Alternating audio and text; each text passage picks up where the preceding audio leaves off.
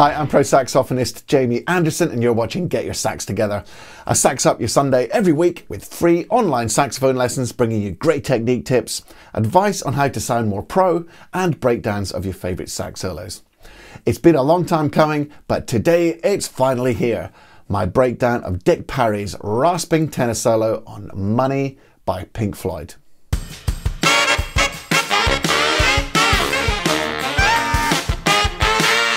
Money by Pink Floyd needs no introduction as it's one of the most classic rock tracks of all time.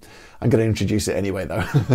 Released in 1973 on the seminal album Dark Side of the Moon, Money is a stretched out blues in B minor with the main riff in 7/4 time. Dick Parry's rough and ready growling tenor solo is one of the most classic sax solos of all time, and it's included in my Greatest Pops Sax Solos Ever series, linked above now. Money's not an easy key, C sharp minor for tenor, and the shifting uneven rhythm pattern adds to the difficulty, so Parry does an excellent job of constantly keeping on top of it with his barking, wailing minor pentatonic phrases.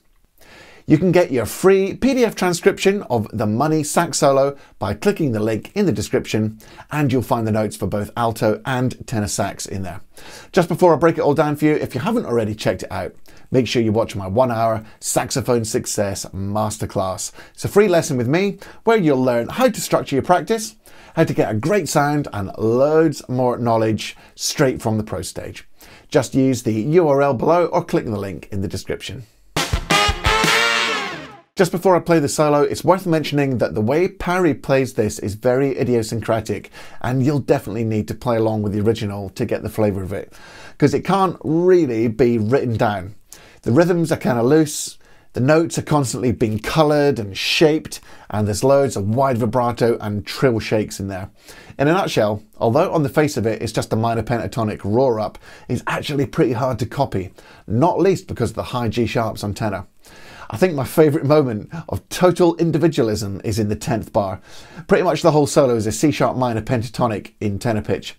But when he finally breaks out of that scale in bar 10, he throws in all these A sharps right over an F sharp minor chord.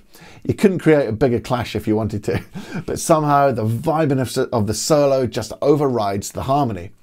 Dick Parry really is a one-off, there's no denying it. I've included the fingerings and note names as usual, so just slow it down to the speed you want as you learn it. In case you don't already know how to do it, here's how you slow down the playback on YouTube. If you're watching YouTube on your desktop computer, go to the settings cogwheel and then select playback speed, and then finally select the speed that you'd like to play it back. If you're on mobile, touch the screen, go to the 3 dots in the top right hand corner and then select playback speed, and again select the speed that you'd like to practice at. So now you know how to slow things down, here's the solo at full speed. After I've played it, I'll let the backing track run for you to practice with, but like I've already said, you'd be better playing along with the original really. Have fun.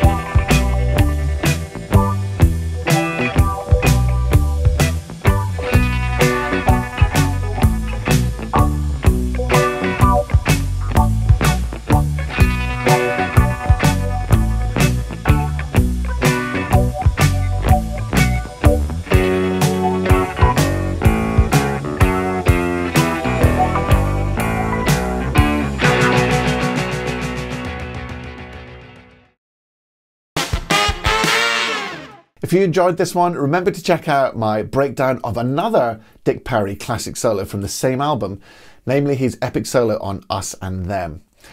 Hey, thank you so much if you bought me a coffee using the link in the description, and don't forget to check out that free 1-hour saxophone success masterclass. Until next week then, practice hard, practice smart, and enjoy your music. See you later.